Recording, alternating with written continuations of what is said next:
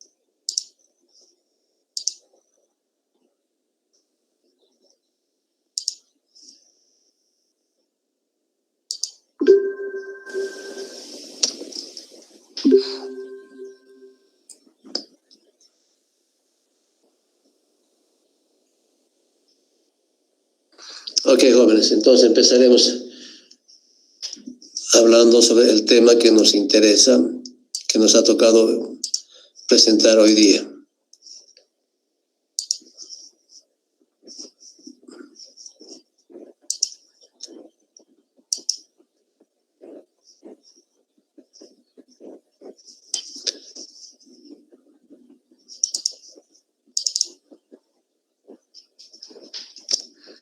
¿Están viendo la pantalla perfectamente, chicos? Ya. Ok. Entonces vamos a hablar sobre el abdomen agudo en pediatría. Es una patología muy frecuente que se ve en nuestro medio y es una de las causas de ausentismo muy importantes en los colegios, ¿no? Obviamente el porcentaje es mucho más importante y con mayor frecuencia en nuestro medio hablando los traumatismos de cráneo, los accidentes de tránsito, ¿no? Le siguen los cuadros abdominales agudos y lo que nos interesa a nosotros es saber definir para entender el porqué de esta patología. Entonces, acá como definición, una de las definiciones, porque hay muchas definiciones, es que abdomen agudo se aplica a todo cuadro clínico cuyo síntoma principal es un dolor abdominal que se presenta de forma aguda con otra sintomatología acompañante. El principal síntoma en el abdomen agudo es el dolor, que se presenta de forma aguda o forma paulatina. Lo que nosotros tenemos que ver es que no existe un dolor abdominal que dure más de 6 horas. O sea, cuando tienes un cólico con gas, un estreñimiento, te puede molestar el abdomen y te duele 1 hora, 2 horas. Pero un dolor abdominal de más de 6 horas de la evolución, con seguridad que es un abdomen agudo. Y también, pues, otra definición es que engloba a la semiología en cuanto al abdomen y nos dice que es un conjunto de signos y síntomas que indican una enfermedad intraabdominal. Entonces, lo que nosotros tenemos que hacer para entender, tenemos que tener unos objetivos para definir y manejar más el abdomen agudo. En primer lugar, tenemos que comprender los mecanismos neurofisiológicos del dolor abdominal, que incluyen los tipos de estímulos dolorosos y también las vías de transmisión. Tenemos que saber por qué duele. Tenemos que aprender a describir la semiología del dolor abdominal, que es muy importante. Y lo más importante, como en toda medicina, es hacer hincapié en una buena historia clínica, porque la historia clínica es la base para tener un buen diagnóstico y un buen tratamiento. Un buen examen físico, lo mismo, nos ayuda muchísimo o nos perjudica cuando no hacemos un examen físico adecuado para hacer un buen diagnóstico y un pronóstico del paciente según la evolución. Y tenemos que conocer los principales síndromes que son causas del abdomen agudo. En abdomen agudo en pediatría son muchas clasificaciones porque va de acuerdo a la edad y de acuerdo a la edad las patologías son diferentes. Entonces, hemos hecho aquí un resumen de todas las patologías y de todas las sintomatologías y de todos los tipos más o menos de abdomen agudo para entender un poquito más porque es muy extenso, como les digo, y vamos a tratar de comprender en estos minutos, ¿no? Entonces, como les he dicho, el principal síntoma del abdomen agudo es el dolor, pero nosotros tenemos que ver que para que haya dolor, para explicarnos por qué duele, es porque existen terminaciones libres en el músculo liso. O sea, sabemos que el intestino está en sus paredes compuesta por músculos lisos. Acá en los músculos lisos están receptores están ubicados los receptores del dolor. Entonces, si nosotros tratamos de explicarnos qué es el dolor, lo vamos a definir como una experiencia localizada, es una experiencia desagradable que refleja la existencia de un daño tisular en el momento. Si me duele el estómago, el apéndice, porque tengo un dolor tisular en ese momento. Entonces, el término de dolor abdominal agudo se refiere a pacientes que presentan, lo que hemos dicho hace ratito, dolor súbito o dolor gradual sin una causa aparente en el momento de su evaluación. Entonces, hay receptores existentes en las mucosas, las vísceras huecas, también en el peritoneo parietal y en el epiplón. ¿Por qué? Porque los estímulos dolorosos se producen por varios motivos. Uno, la causa principal sería cuando hay distensión o estiramiento. Entonces, el principal mecanismo de recepción visceral para explicar el estímulo doloroso, por ejemplo, vamos a explicarles un poquito. Para que entendamos el dolor, hay receptores, como hemos mencionado, ¿no? Receptores viscerales en este caso. Entonces, existen determinadas terminaciones libres que están situadas, como he dicho, en el músculo liso de las vísceras huecas. También están localizadas en la cápsula de las vísceras macizas. Por ese motivo es que cuando hay una hepatitis, se distiende la cápsula de Gleason, pero se estira, pero no aumenta de tamaño. Entonces, por eso es que duele. Entonces, las terminaciones nerviosas libres que están en el músculo liso de las vísceras macizas, en este caso, también están ubicados en los peritoneos parietales y también en el mesenterio. Estos responden a estímulos mecánicos, o sea, de tracción. ¿Por qué? Explicamos en el caso, por decirles, de la invaginación intestinal, el dolor es importante, pero el dolor que se produce no es básicamente por lo que se ha producido por la compresión, por lo que ha ingresado un asa dentro del otro, sino por el estiramiento del mesenterio, porque el mesenterio ya hemos dicho que responde a estímulos mecánicos y por eso es que duele más por estiramiento, porque se arrastra el mesenterio en el caso de la invaginación. Entonces, esto explica el por qué duele las vísceras cuando hay un problema de inflamación o isquemia. Ahora, en cuanto a la inflamación o a la isquemia, la liberación se produce por liberación de mediadores que actúan sobre el sistema nociceptivo. Ahora, ¿qué es el sistema nociceptivo? Es un componente del sistema sensorial somestésico que tiene la capacidad de discriminar los estímulos.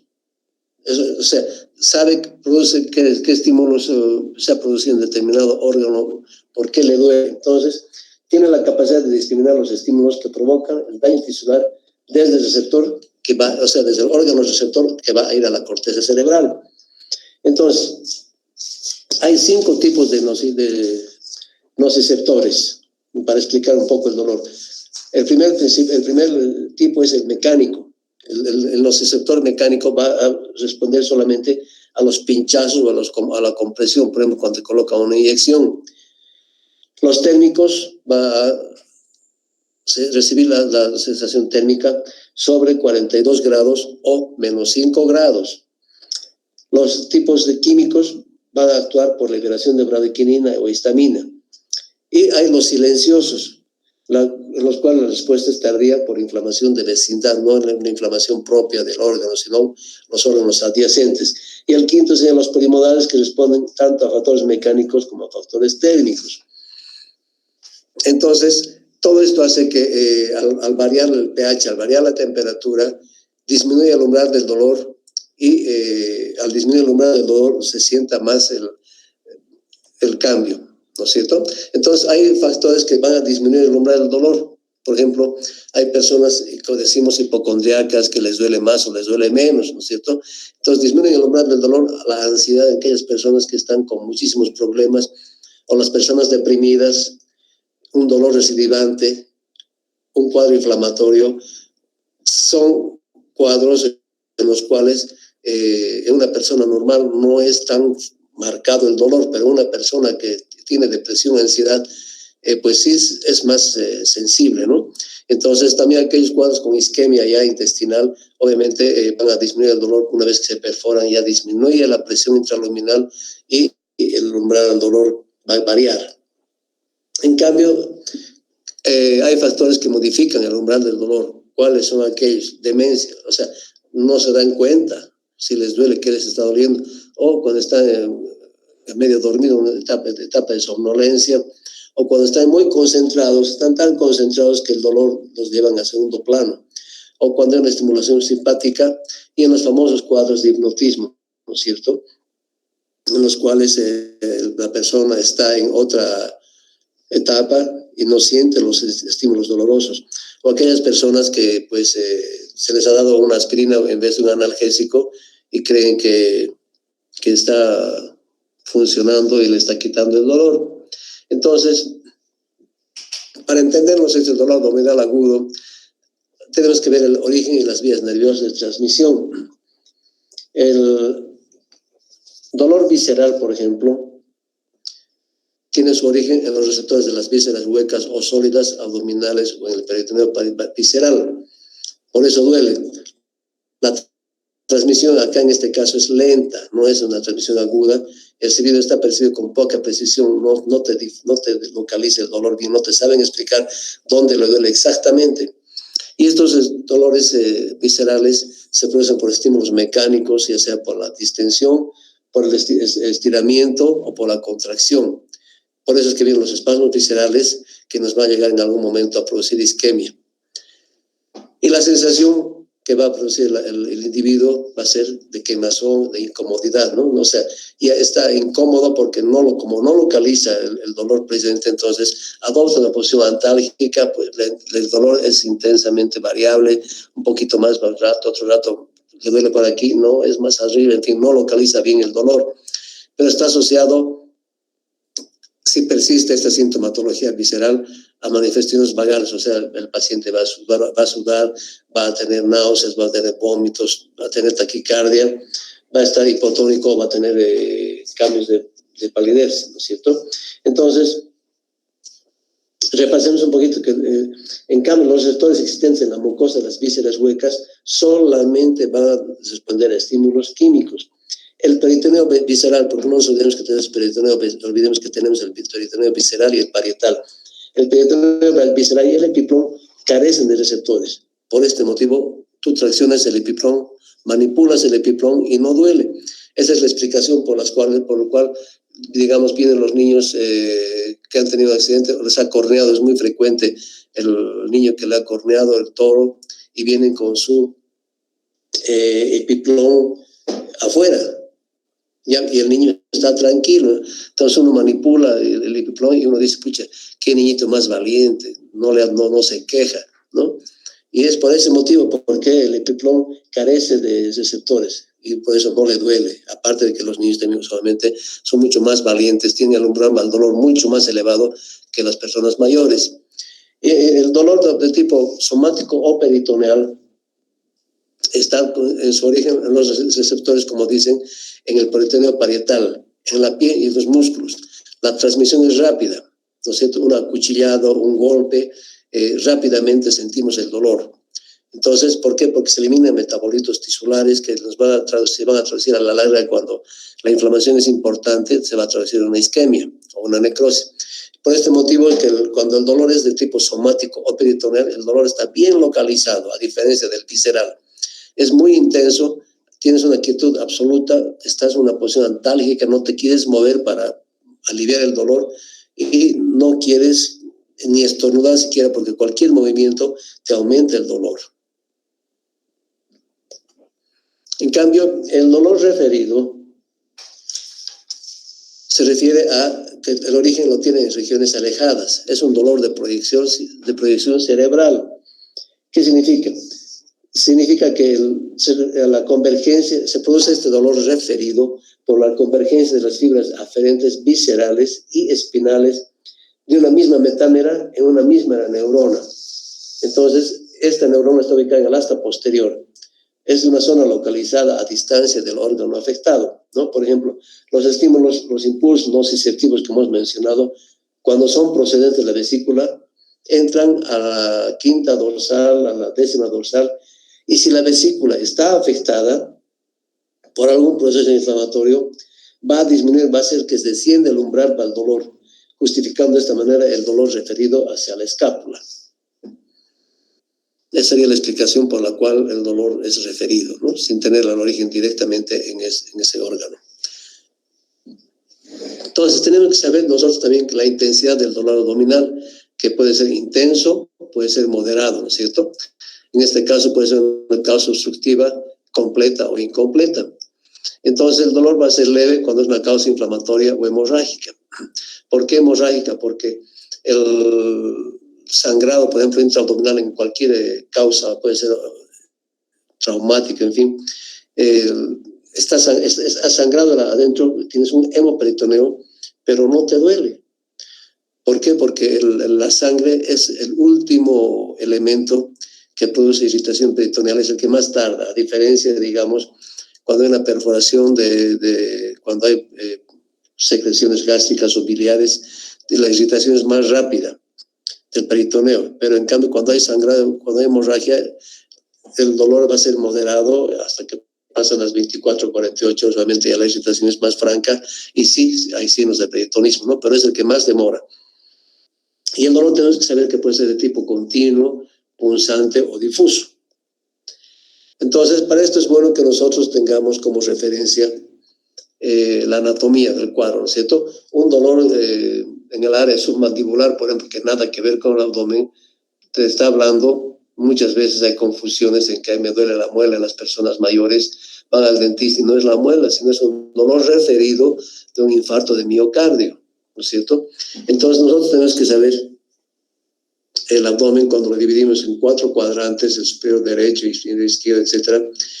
¿Dónde están localizados? En el caso de la apendicitis, el punto de Barney, tenemos que ver las reflexiones, las irradiaciones del dolor en el pliegue inguinal cuando está una hernia atascada, en fin. Y para eso nosotros tenemos que saber y recordar la división del abdomen para orientarnos al dolor. ¿En qué sentido? Si tenemos la división de los 4 cuadrantes, el superior derecho, el inferior derecho, el superior izquierdo y el inferior izquierdo, pues supondremos que cuando palpamos el cuadrante superior derecho, tenemos que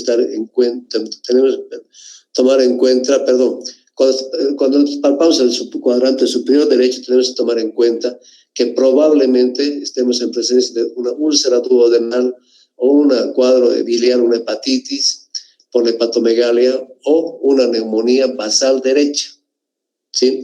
En cambio, cuando palpamos el cuadrante inferior derecho, tenemos que sospechar de que puede ser un cuadro apendicular, en las mujercitas una salpingitis, un quiste de ovario, una ruptura de embarazo ectópico, ¿no es cierto? O tendremos que sospechar de una litiasis renal derecha, ureteral derecha, ¿no? Pero aquí obviamente la clínica nos va a dar mucha pauta por el tipo de evolución del dolor. En una litiasis ureteral el dolor es súbito y no hay analgésico ni posición que te alivie. Para eso es la historia clínica. O una hernia inguinal estrangulada con reflexión y radiación hacia la cavidad abdominal. O un divertículo de Meckel, complicado sea una diverticulitis. O una ileitis regional que está produciendo sangrado o con una perforación del ciego. Cuando el dolor es periumbilical, nosotros tenemos que pensar que puede ser una obstrucción intestinal inespecífica. También pensar en una pancreatitis aguda, y aquí nuevamente viene la semiología del paciente, si es un pacientito muy gordito o mujercita precisamente obesa, la ingesta de comidas día anterior, en fin. Entonces, nos valoran signos tempranos de apendicitis, porque el primer síntoma al principio de una apendicitis es la dolor periumbilical que posteriormente se va a irradiar a la fosa ilíaca derecha, ¿no es cierto? Pero cuando tenemos un dolor abdominal agudo, violento, en la parte periumbilical, también tenemos que pensar que se trata de una trombosis mesentérica o de un aneurisma aórtico, ¿no? O un dolor difuso, una diverticulitis.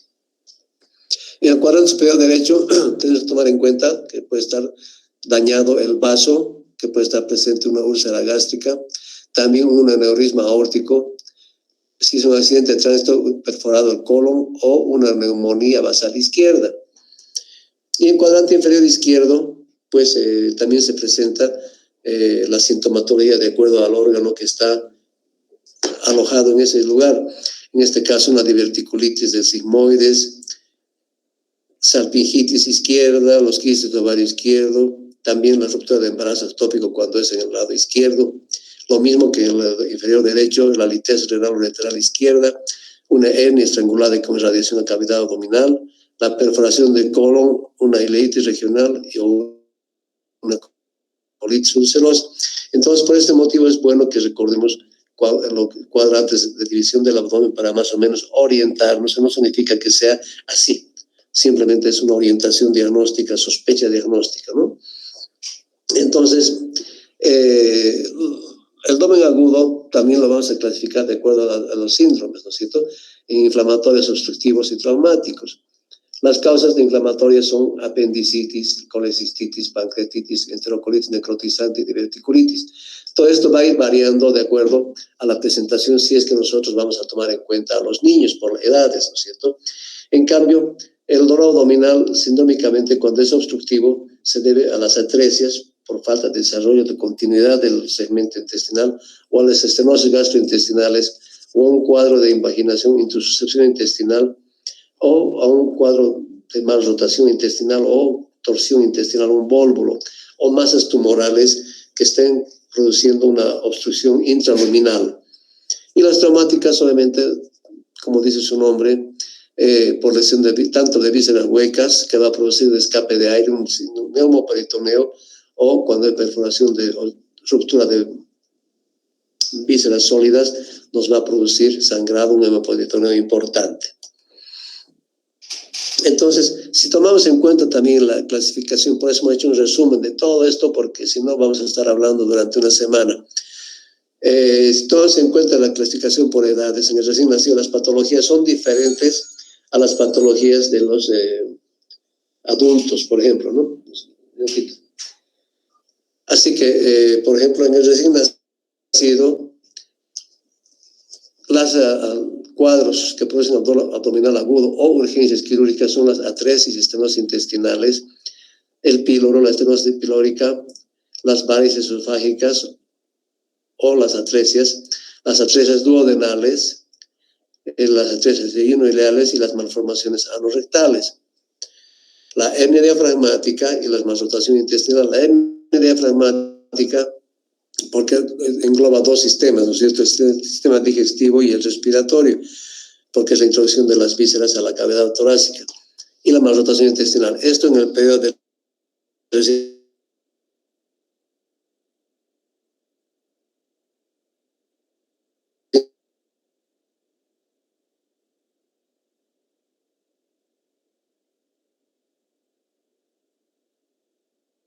nacido, pero entonces a un año de edad. Entonces aquí ya no existe el cuadro de atresia intestinal porque es incompatible con la vida. Existen los necrosis intestinal, que son cuadros de dolor abdominal, estenosis hipertrófica de píloro. Los cuadros de invaginación intestinal que son patognomónicos de este cuadro, de este periodo de los vólvulos intestinales.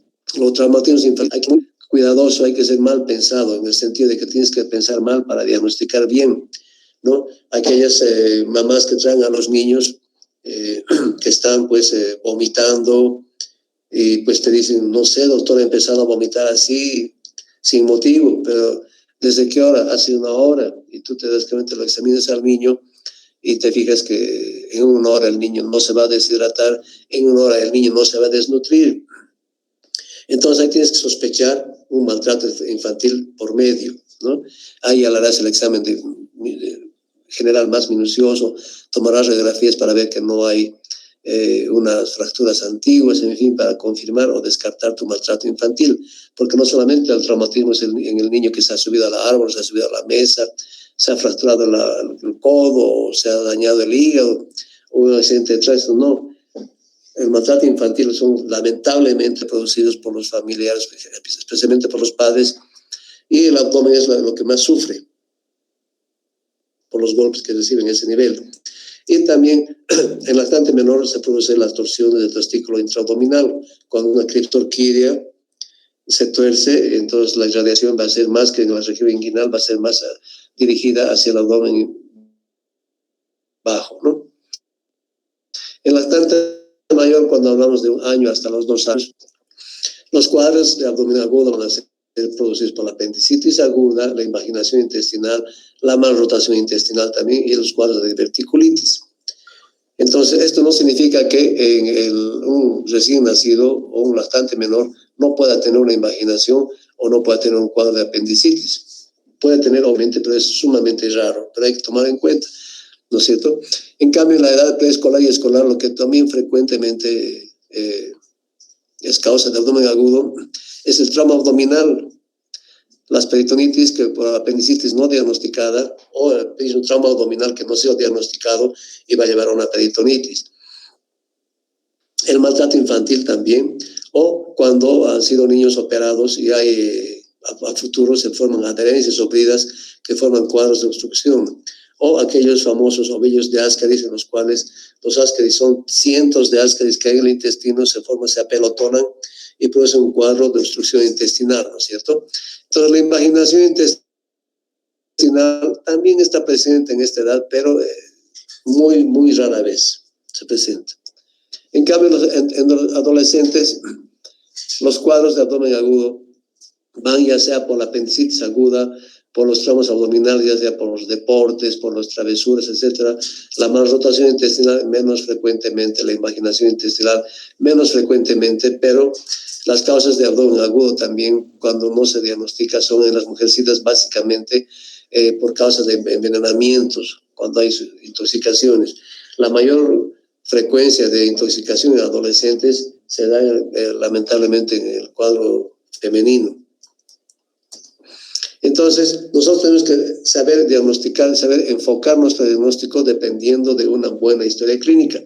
Para eso, tendremos nosotros que averiguar cómo se ha presentado el dolor abdominal agudo, cómo ha sido, si el tiempo ha sido insidioso, ha sido progresivo o ha sido súbito.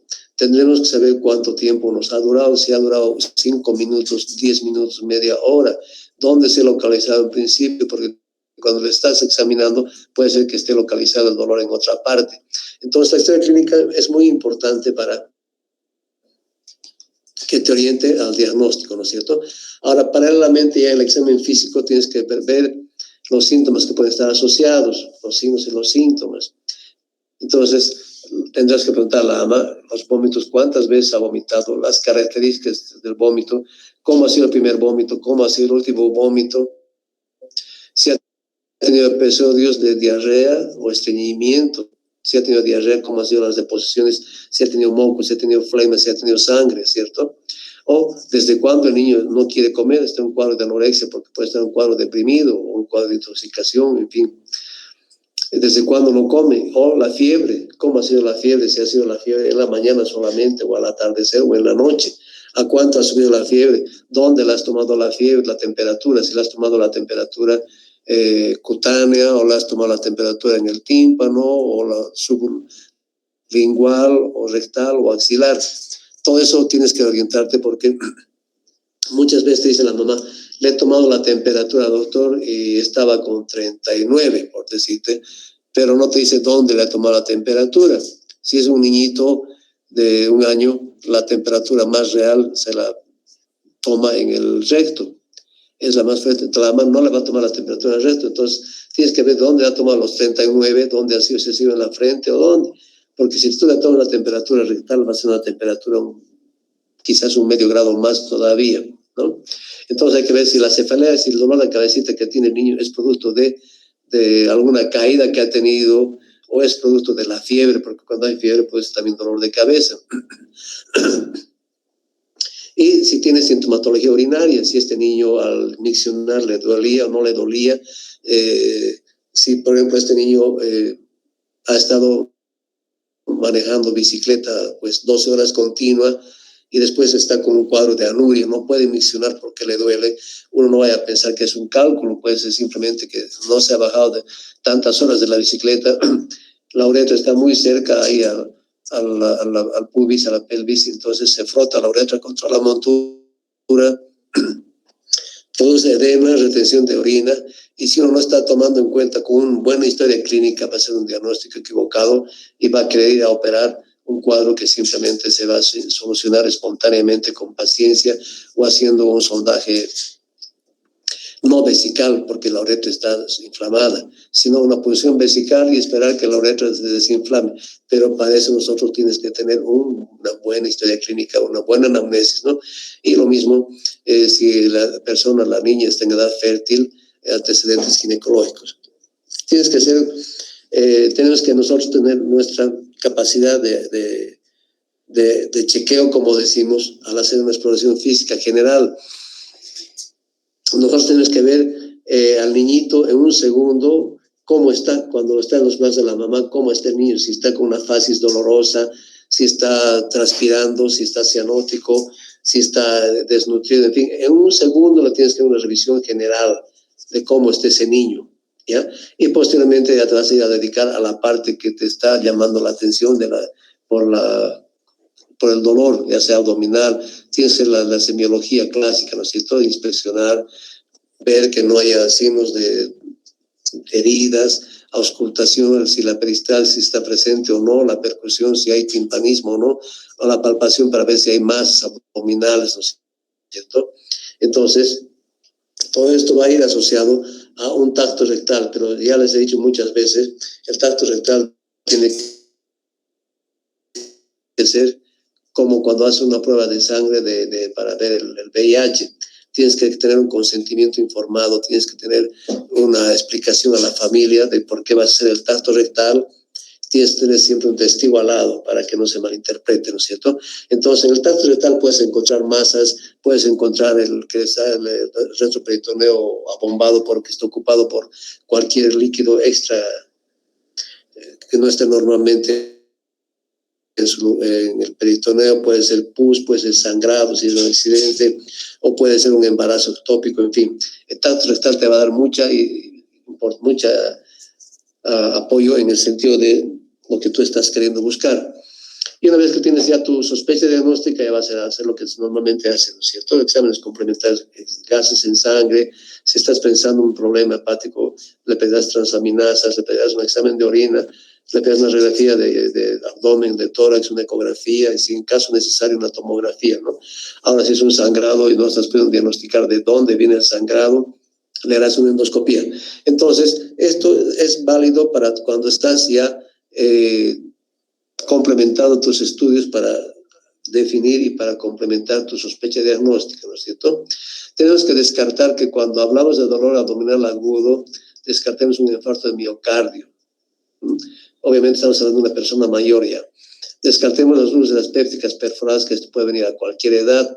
Un aneurismo de aorta es patología de adulto mayormente, pero cuando es congénita, pues se puede presentar a cualquier edad escolar. Un cólico biliar a cualquier edad, bólvulo intestinal también a cualquier edad. La invaginación intestinal a cualquier edad, pero preferentemente entre los 6 meses al año de edad. Y el cólico ureteral ya en niños mayores, en jóvenes, ¿no? Tenemos situaciones. Ahora, para apoyar nuestra sospecha diagnóstica, nosotros tenemos que guiarnos tanto con la radiología como la imagenología. Entonces, en la radiología, ¿qué vamos a ver? ¿No? Tenemos que pedir siempre 2 posiciones, tanto la de pie como la de cúbito. ¿Por qué? Porque en la de pie vamos a ver, pues, famosos niveles hidroaéreos, vamos a ver los signos de la escalera que tanto nos han hablado cuando es un problema obstructivo. Y si le tomamos de cúbito esta radiografía a este paciente que tiene imagen escalera e imagen con niveles, si le tomamos de cúbito, no se van a ver los niveles. En la de cúbito o lateral, como tú quieras tomar, se van a ver la gran distensión de las asas, engrosamiento de las asas o adelgazamiento de las asas, ¿no? Entonces también te va a servir para valorar si hay una asa centinela. ¿Qué significa el asa centinela? Significa de que si tomas una radiografía, la de pie, y ves una acumulación de gases, por decirte, en la fosa ilíaca derecha, con niveles hidroaéreos. Si tú le tomas la radiografía de cúbito, entonces vas a ver que todos esos niveles desaparecen, pero ese acúmulo de gasecitos, imágenes aéreas, si persisten en el lugar mismo, es lo que se llama el asa centinela. O sea, te está mostrando el lugar donde se están apelotonando las asas, y te está mostrando una probable imagen de que si es en la fosa ilíaca derecha puede ser una apendicitis, si está en el cuadrante superior derecho puede ser una colecistitis. Entonces, esa es la gracia de pedir siempre una radiografía de pie y de cúbito para valorar el estado de las asas y para valorar si existe o no que existe lo que les he comentado, se me fue ahorita, el asa centinela, ¿no es cierto? En una radiografía normal tendremos que saber valorar cómo está la sombra de los psoas, si están presentes o no están presentes. Tendremos que ver el aire intestinal, si está distribuido uniformemente o está solamente localizado en un lugar, o tendremos que ver si existe aire fuera del aire libre, un neumoperitoneo, o más aún todavía si es libre intraperitoneal. Entonces, esto en radiología no tiene su limitación para ver el líquido intraperitoneal porque no podemos medir la cantidad, ¿no es cierto? Pero sí podemos ver el aire. En cambio, también la radiografía nos permite detectar masas abdominales, cálculos biliares, cálculos renales, cuerpos extraños en general. Nos permite ver una lesión abdominal interna, sospechar por lo menos cuando, ya les digo, hay un velamiento en una región o hay aire libre, o los famosos niveles que nos van a mostrar una obstrucción intestinal. Entonces, para eso nosotros tenemos que ver una radiografía, ver primeramente si está tomada en expiración o en inspiración. Si está tomada en inspiración, las costillas van a estar un poco más elevadas. Si está tomada en expiración, vamos a ver las costillas que están más descendidas, ¿no? Inclusive el hígado va a estar más descendido, y si no tomamos en cuenta eso, nos va a llevar a pensar de que estamos en presencia de una hepatomegalia. Entonces tenemos que ver en un abdomen, en una radiografía abdominal normal, la sombra de los psoas. Aquí tenemos los músculos psoas que están acá, que se borran. Borramiento del psoas es, muchas veces han escuchado hablar cuando hay irritación del peritoneo. Y el peritoneo se irrita cuando hay presencia de algo que no está acostumbrado. O sea, cuando hay ocupación de líquido, cualquiera, sea por orina, sangre, heces, pus, en fin, se irrita el peritoneo, se engruesa el peritoneo y se borra la sombra de los psoas, ¿ya? Entonces tenemos que ver también si existe gas en el ciego, que es donde vemos en la parte del sacro ilíaco. Entonces, nosotros tenemos que ver también si hay gas distribuido en el ángulo hepático, el ángulo esplénico. Y lo primero que tenemos que tomar en cuenta, esta radiografía no es una radiografía ideal. Si a mí me dicen, yo no la voy a aceptar. ¿Por qué? Porque en una radiografía, cuando tengamos que tomar nosotros en cuenta, tenemos que ver dos cosas. En primer lugar, que nos tomen la radiología, la pelvis más, para que nosotros veamos el recto y veamos si hay aire, si hay materia fecal. Y nos tienen que tomar el diafragma también, para ver nosotros, sin ese diafragma, hay aire libre, aire subdiafragmático, ¿no es cierto? Porque si se perfora cualquier órgano, vamos a tener nosotros aire libre que se ve para arriba. Y si nosotros no tenemos una imagen, como en este caso, una imagen radiológica, donde se ve el diafragma, vamos a tener una mala interpretación radiológica y vamos a tener un error diagnóstico. En este caso, cuando hay un nodo oclusivo, vamos a ver aquí, ¿no es cierto? Es lo que les decía, tanto en la posición de cúbito, que es esta, en la de pie, vamos a ver los niveles. Es mismo paciente, pero fíjense cómo varía la imagen, la de pie. Aquí vamos a ver los niveles famosos, nivel hidroaéreo, ¿no es cierto? Distensión de asas. Y en la de cúbito desaparecen los niveles, pero vemos mejor la dilatación de las asas, en este caso del colon, donde estamos viendo las austras, ¿verdad? Entonces, siempre es necesario tomar las dos posiciones. Ahora, con la necesidad del asa centinela, si vamos a ver aquí un conglomerado de aire que va a mantenerse en esta radiografía de cúbito, es lo que te dice el asa centinela, que nos está mostrando dónde está la lesión. Entonces, es muy importante conocer aquí, por ejemplo, ha desaparecido la sombra de los psoas, no se ven los psoas, ni en la de cúbito, tampoco en la de pie. Entonces, la imagenología también es otro aporte que necesitamos para confirmar nuestro diagnóstico, nos apoya muy bien. En la radiología, para completar, nosotros vamos a ver que también se puede hacer un estudio por colon, por enema, o se puede hacer una colangografía endovenosa, una arteriografía cuando hay un sangrado que no puedes detectar de dónde viene, o si quieres ver si hay una lesión de la vía genitourinaria, hacer una ecografía, una urografía descendente. En último caso, cuando no encuentras una causa, hacer una tomografía, ¿no? Entonces, una tomografía te va a mostrar básicamente órganos que no puedes verlo en una radiografía simple o una ecografía abdominal. Órganos retroperitoneales, te va a mostrar parte del páncreas, te va a mostrar los riñones, te va a mostrar la aorta, te va a mostrar parte del duodeno que puede estar lesionado, ¿no es cierto? Cosas que no se ven usualmente en un estudio habitual. Entonces, en la ecografía, en la ultrasonografía, ¿qué importancia tiene? Tiene la importancia de que nos va a poder decir si es o no es un absceso, porque ellos van a estudiar y van a ver la consistencia del líquido que puede haber en determinado órgano.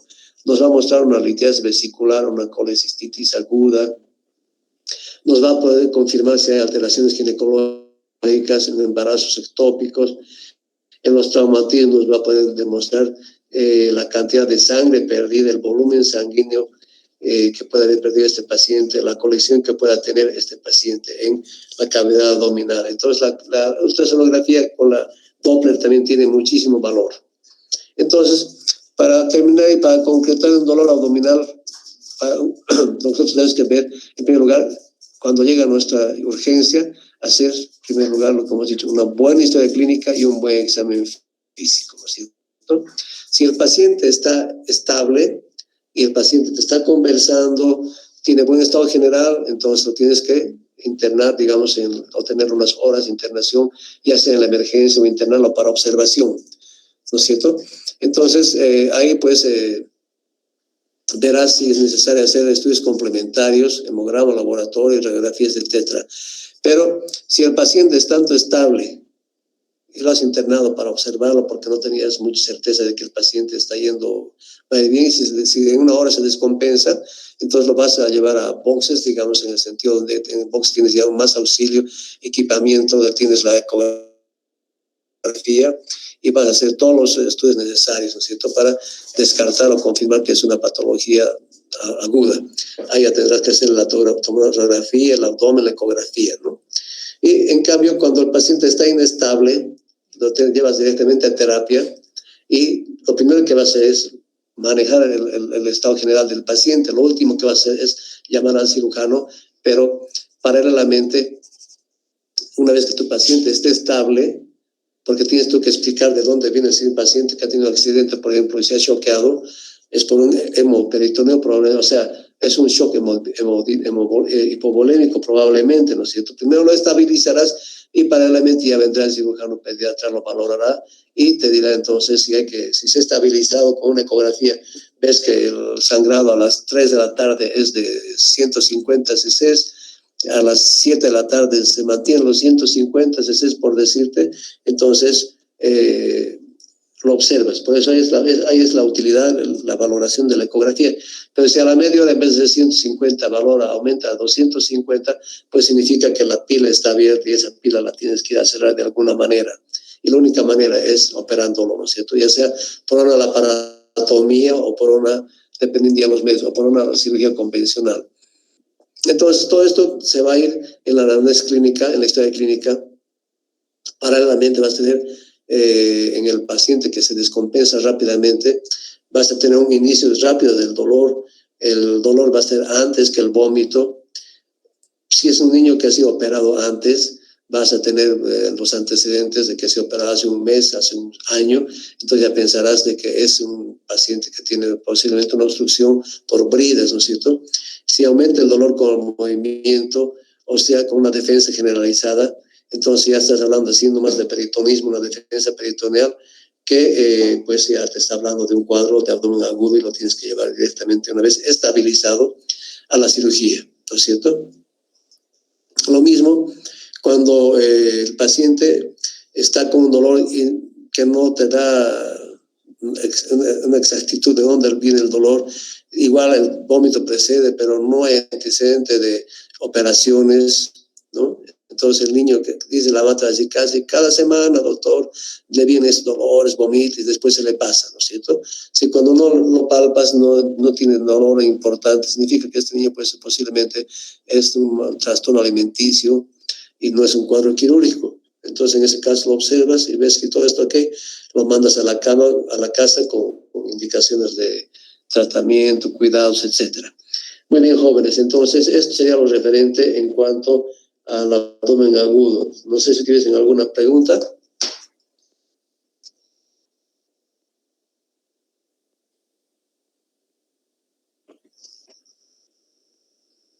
Ok, entonces lo que nos interesa a nosotros, dos cosas. En primer lugar, es reconocer que es un cuadro de abdomen agudo. O sea, cuando llega un paciente que está chocado, entonces lo vemos, medimos presión, está hipotenso, está taquicárdico, está cianótico inclusive, está frío. Entonces, sabemos que es un abdomen agudo, pero después ya nosotros tenemos que afinar la parte, ponerle su segundo apellido, abdomen agudo, de causa cual, por ruptura de vaso, por ruptura de hígado, por desgarro del mesenterio, en fin, ¿no es cierto? Entonces, lo que nosotros tenemos que hacer primeramente es reconocer rápidamente que se trata de un cuadro de abdomen agudo, es lo que nos interesa, estabilizar al paciente y ya posteriormente nosotros ya nos daremos cuenta de cuál ha sido la causa del abdomen agudo con la anamnesis y si tenemos la ayuda del laboratorio, de las ecografías y de una laparoscopía, que en este caso la laparoscopía va a ser de diagnóstica y de tratamiento también, ¿no es cierto? Bien, chicos, no sé si alguna pregunta tienen. Ok, entonces cuando terminamos, muy buenas tardes, descansen, que les vaya bien. Gracias, doctor. Gracias, doctor. Gracias. Gracias. Ya, adiós.